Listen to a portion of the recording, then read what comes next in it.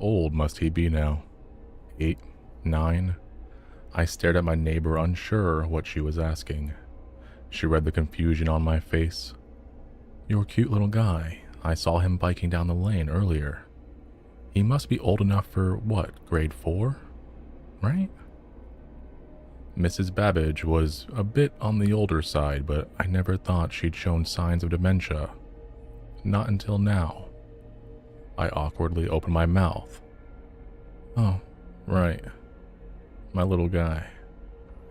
She brightened. Yes, he must be in grade 4, right? Sure, I mean, yeah, he is. What a cute little guy, she said, and returned to watering her flowers. I took the rest of the groceries inside. Long day of teaching. I just wanted to sit back and decompress. But as soon as I took off my first shoe, I smelled it. Something burning on the stove. Something burning with lots of cheese on it. I dashed to the kitchen and almost fell down. Partially because I was wearing only one shoe, but also because there was a scrawny little boy frying Kraft dinner. I let out a half scream, then I composed myself. What? Excuse me, who are you? What are you doing here? The boy's blonde willow-like hair whipped around as he looked at me with equal surprise. Papa, what do you mean? I'm here. He was a scared, confused child, and there was something I couldn't quite place about the inflection of his words. Do you want some KD, Papa? Have some. Was that an accent? It took me a second to realize he was wearing an oversized shirt that looked just like mine. I held out my palms, my standard everyone settle down gesture. I'm sorry, I don't know who you are or what this is. The boy widened his eyes, still frightened. He stirred the food with a wooden spoon. It's KD, Papa. Your favorite. The chili cheese kind, don't you remember? His name was Dimitri, and he claimed to be my son. Apparently there had been a mother at some point, but he didn't remember much about her. He only remembered me. You've been Papa my whole life. My whole life, Papa. I tried having a sit-down conversation. Many sit-down conversations, explaining that would be impossible, but it always ended with him clutching me with impassioned tears, begging me to remember him. The confusion only got worse when my mother called. How is my grandson doing? Mom, what are you talking about? I don't have a son. I've never had a son. My mother gasped and then laughed and scolded me. Of course I've always had a son. A smart little guy who'd be celebrating 9 that weekend. I hung up. I stood petrified in my own kitchen, staring at this strange, expectant Slavic child. For the next 10 minutes I kept asking where his parents were, and he kept acting frightened, the way any real kid might, replying with the same question. How did you forget me, Papa? So I decided to play along. I cleared my head with a shot of espresso. I told him my brain must have been scrambled from overworking, and apologized for not remembering I was his father. He brightened immediately. It's okay, Papa. It's okay. You always work so hard. The tension dropped. Dimitri finished making the noodles and served himself some.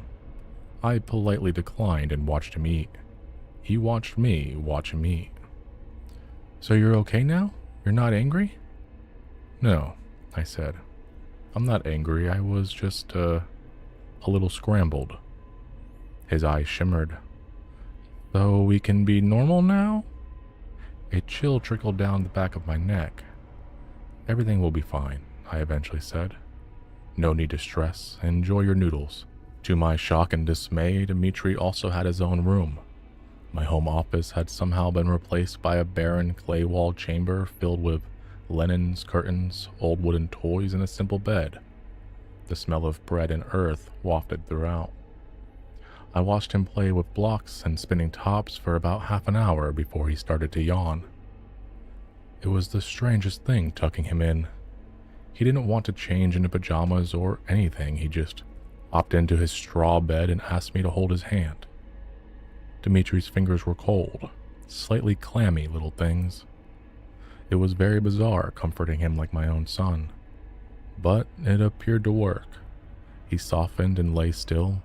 He didn't ask for a lullaby or a bedtime story. He just wanted to hold my hand for a minute.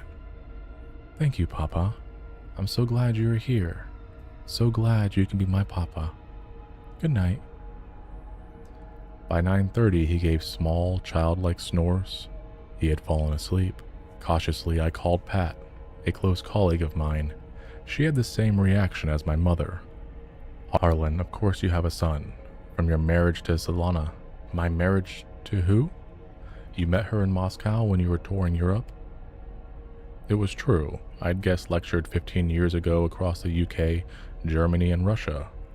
But I only stayed in Moscow 3 days. I never met anyone named Svetlana. Don't be weird, Harlan. Come on. You and Svetlana were together for many years. Then get some sleep, she finally said. I'll see you tomorrow for the birthday. Birthday? Yes, your son's birthday. Jesus Christ. Good night, Harlan. I didn't sleep that night. I spent it scoring filing cabinets and drawers throughout my house. I found credit card bills, covered school supplies, and kids' clothing. Pictures of Dimitri hung along the walls from various ages. Everything was conforming to this new reality. The harder I looked for evidence to disprove my fatherhood, the more evidence I found confirming it. It was Dimitri who woke me up off the living room couch to say Uncle Boris was here. I peeked through the window, a very large blond man smiling back at me. Behind him, a gaggle of relatives speaking Russian to each other, all of them wearing tunics and leggings. Hello, Harlan. We are here for birthday. I didn't know what to do, so I sort of nodded and slinked back into my kitchen. Dimitri came to pull at my arm. Come on, Papa. We have to let them in. I don't know any of them. Yes, you do, Papa. It's Uncle Boris. I yanked my hand away. It was one thing to pretend I was this kid's dad for a night. It was quite another to let a group of strangers into my house first thing in the morning. Dimitri frowned. I'll open the door. Wait, hold on. I grabbed his shoulder. He turned away. Let go. We struggled. He hit his head on the table as he fell. Boris yelled something in Russian. Hands tried to wrench open my door from outside. My front door unlocked. 3 large Slavic men entered with stern expressions. Dimitri hid behind them. Why are you hitting Dimitri? Before I could speak, a slender pair of arms pushed past all the male figures and revealed a woman with unwavering bloodshot eyes. Something in me knew instantly. Svetlana. She wore a draped brown sheet as a dress, with skin so pale I could practically see her sinews and bones. It was like she'd been woven out of the darkest edges of memory. I saw flashes, her holding my waist in Moscow, outside Red Square, her lips whispering chants in the shadows of St. Basil's Cathedral. Harlan, she said, somehow breaking my name into 3 syllables. Harlan. I've never been so instinctively afraid of a person in my life. She held Dimitri's shoulder and looked up at me. Just tell him it will be normal. Tell him everything will be normal. Barefoot, still wearing the same clothes as the day before, I bolted out the back of my house and hurtled towards my car. Before anyone could react, I was gone. As I drove, I looked in the rearview mirror, and I swear my house didn't look like my house at all. I swear it looked like a thatched roof hut. Back at the university, I walled myself up in my study. No one in my department knew I had a son. Nothing in my study indicated I had an extended Russian family. When I asked Pat about our conversation the night before, her response was, "What conversation?" My mom said the same thing. With immense trepidation, I returned home the following day. Everything had been reverted back to the way it was before. No more framed pictures of Dimitri, no more alarming photo albums. The clay-walled room where Dimitri spun his tops and slept. It was just my office again. To this day, I still have no idea what happened during that bizarre September weekend, but doing my own research, I'm starting to think I did encounter something in Moscow all those years ago. some kind of lingering curse or a stray spirit, or a Shernea Vedma, a black witch disguised as an ordinary woman. Although I haven't seen anything strange around my place since, every now and then I remember having a conversation with Mrs. Babbage next door, and she seems to remember my son very well. Such a cute little guy, always waving hello. Did you know he offered me food once? I think it was Kraft dinner. Mary and I have been married for the better part of a decade. She is the love of my life, and I wouldn't trade her for anything. The only problem is the woman who mothered my son is no longer here. I don't mean that in a literal sense. She is alive, at least as well as she can be considering the trauma she's been through. About 3 weeks ago, she received terrible news from back home. Her parents had died, a freak accident, carbon monoxide poisoning. The grief overtook her to the point that she could no longer function. I thought she would get better after the funeral, but there she was, rocking back and forth in the corner of the living room, staring at the wall. I tried everything and nothing worked. Eventually, I feared leaving our 3-year-old Tommy alone with her.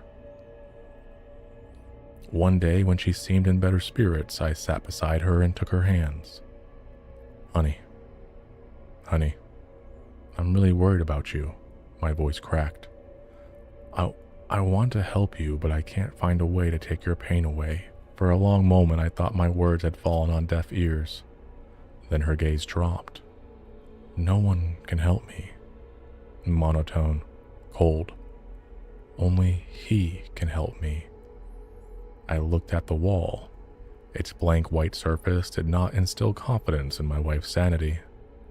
I reached up and tilted her face towards me. Her eyes remained glued to the wall, twisted, her irises half hidden behind the edges of her eye sockets. The whites of her eyes were webbed with long, thin streaks of blood vessels. I noticed something moving behind them. I leaned closer. Something was swimming through the little red vessels, wriggling, burrowing, a tiny figure chewing its way towards the surface of her eye. A maggot poked its head through and fell out of her eye like a fallen tear landing on the fabric of her jeans. I jumped back in disgust. "Daddy," Tommy called from the other room. "Not now, buddy," I said, voice shaking. Before I could gather myself, Mary snapped her face towards mine and bit down on my cheek. I felt my skin give way. When I opened my eyes, blood was running down my palm. "Daddy, can I eat this jelly bean?" The maggot, the one I'd knocked across the room. "No, stop!" I turned just in time to watch my son drop the squirming insect into his mouth. I pried his jaw open and made him spit it out. He whined. "But Mommy lets me have all the little white jelly beans I want when you're at work." From the corner, Mary began to rock again, murmuring, "Little white jelly beans, little white jelly beans, little white jelly beans." I had no choice. I sent Mary to an institution. She did not go quietly. "I hope they come for you. I want you to know that I traded you for them. He can have you. I don't give a fuck." At the time, I thought it was psychotic delusion. I wish it had been. The days after were seemingly calm. I scrolled through my phone while Tommy watched cartoons. But everything changed when I saw my son standing at the wall. The same wall Mary had stared at for weeks, whispering. "Yeah, they're really good," he said with a chuckle, like he was having a conversation. "I don't know if he likes them. I can ask." He looked over his shoulder. "Daddy, do you like jelly beans?" In his little cupped hands, a writhing pile of maggots. I slapped them away and I grabbed him by the shoulder. "Where did you get these? Where did you find them?"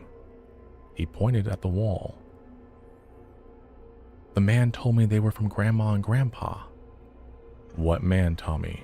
There is no man." There is a man. He said he was here to bring Grandma and Grandpa back. He said he promised my mom, but we just had to give him one thing." Tommy paused, thinking. What? What does this man want?" Tommy looked back up at me, and simply said, "You." A shadowy figure peeled itself from the wall and drifted into my bedroom, pausing in the doorway, waiting. "It's okay, Daddy. The man said we wouldn't be apart for long. All of us would be together soon. The man told me about this place called Hell. He said we would all rot together very soon." Tommy's expression was mild, almost hopeful. "Are you going with him, Daddy? So we can all rot together?" There was no way I was walking into that bedroom. I grabbed Tommy and ran, but he darted from my grip and disappeared through the bedroom doorway. I crept forward, heart slamming, and peered around the door frame. Silhouetted in the moonlight stood my two deceased in-laws. Tommy clung to his grandmother's leg, but she didn't return the gesture. She and my father-in-law kept their eyes fixed directly on me. I'd seen them in their caskets just a few weeks ago. They did not look okay. A tall, shadowy figure stepped into view from behind them. It outstretched a hand, and in the moonlight I could see no flesh clung to it, pure ivory and bone. I reached for the light switch, and when I clicked it on, the shadowy figure vanished. What remained were my rotting in-laws, skin literally crawling, small white shapes feasting across their bodies. The jelly beans. Tommy watched with bright, delighted eyes.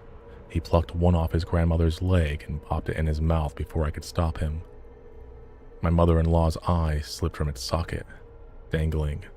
More maggots crawled out from inside her skull. Tommy found it hilarious, hopping in place with giddy excitement, until something over my shoulder caught his attention. His face went still, a look of understanding washed over him. "The man says you have to go with him now." A cold draft hit the air behind me.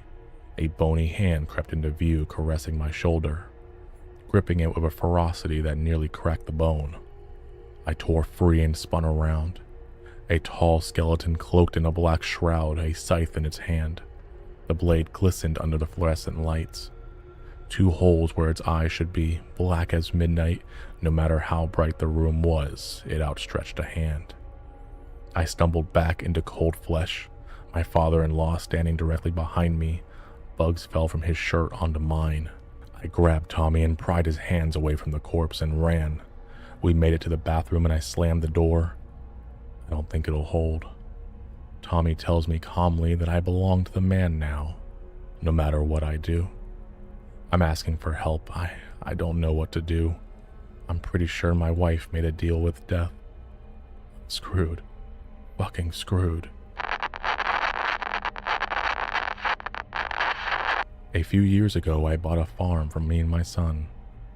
It started as a hobby, a way to distract myself from the death of my ex-wife. Eventually, it grew into a small business and I began supplying local diners with produce. Things were going great. Then I met my new girlfriend, Mindy, and it all started to fall apart. Weird things started showing up in my mailbox. Grains of uncooked rice, a bouquet of dead flowers, my old wedding band. At the same time, chickens began disappearing from the henhouse out back. I assumed coyotes or wolves. Even went as far as to set up a motion detector, lights and cameras. None of them ever worked. After my 5th set, I gave up entirely. My son Sean had just reached the age where he started losing baby teeth. After receiving his first dollar from the tooth fairy, he became obsessed with the idea of cash for teeth. I caught him stuffing little black pebbles under his pillow one night. "What are you doing?" "Chicken teeth," he said, "to trick the tooth fairy." I laughed and tried to explain that the chickens don't have teeth, but Sean was adamant. He'd found them in the henhouse. I decided to humor him, and after dinner we armed ourselves with flashlights and headed out to the farm. As we passed the barn, something fell off. The pigs had wandered to a corner of their pen and stood there staring at the henhouse, snorting in quick, shallow bursts, like they were hyperventilating. Sean didn't seem to notice. He skipped along, singing some impromptu song about chicken teeth. Then I heard it.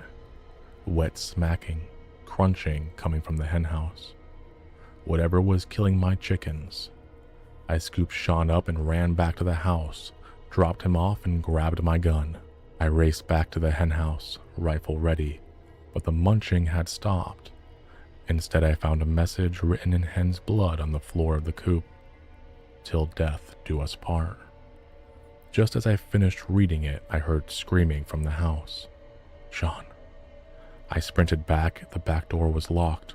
I heard another scream and I kicked the knob until it gave way. The first thing I saw were more messages on the floor, walls, and countertops. Cheater. Liar. Adulterer. I barreled toward Sean's room, burst through the door, found him in the corner of his bed, sheets pulled up over his eyes, staring at something behind me. I turned around, face to face with the rotting corpse of my ex-wife. She shrieked and pounced. I went down on my back with the corpse on top of me, snapping at my face. I shoved the length of my rifle into her chest to keep her jaws away. My hands were slipping. I looked up and watched a centipede crawl out of her nostril and slip beneath her left eye. Then her head began to shake violently, and she opened her mouth. A flood of insects poured out, covering my face. I rolled and dropped my rifle to claw the bugs off. She bit down on my arm, and I heard bones snap. I went blind with pain as my arm buckled in her jaws. I screamed and wrenched free, tearing several of her rotting teeth out. I found my gun and I pressed the stock to my shattered arm, fired into her face. The thing sputtered on the floor with viscous fluid and insects oozing from the new hole. I grabbed Sean with my good arm and we ran. Her wails followed us all the way out to my truck, only muted when the radio blared to life. We went halfway to the police station when my heart sank. Mindy was supposed to come over for dinner. I turned the car around and floored it, parked on the front lawn, locked Sean in the trunk and ran inside. Dead quiet. Every squeaky floorboard felt like a gunshot. I checked every room until only my bedroom was left. I put my hand on the knob and cracked it open an inch. The smell hit me like a wall. I took a breath and pushed the door open, immediately dissolving into coughing fits, fighting the urge to vomit. Mindy was on the bed. Her stomach had been hollowed out, scooped clean. The tips of her ribs gleamed in the moonlight from the window, surrounding the dark empty cavity like teeth in the cavernous maw of a beast. Something was carved into her forehead. Gutless bitch. I stumbled back, slipped on something, and got out. I told the police a deranged woman had broken in and chased us out before killing my girlfriend when she arrived. Every word was true. They said my story checked out. They never found who killed Mindy. They never found my wife. Me and Sean have since moved. A nice, safe apartment with a few hiding spots. We've been living modestly. But the reason I'm sharing all of this is because of what happened this morning. Sean ran up to me with his hands cupped. Look, Dad.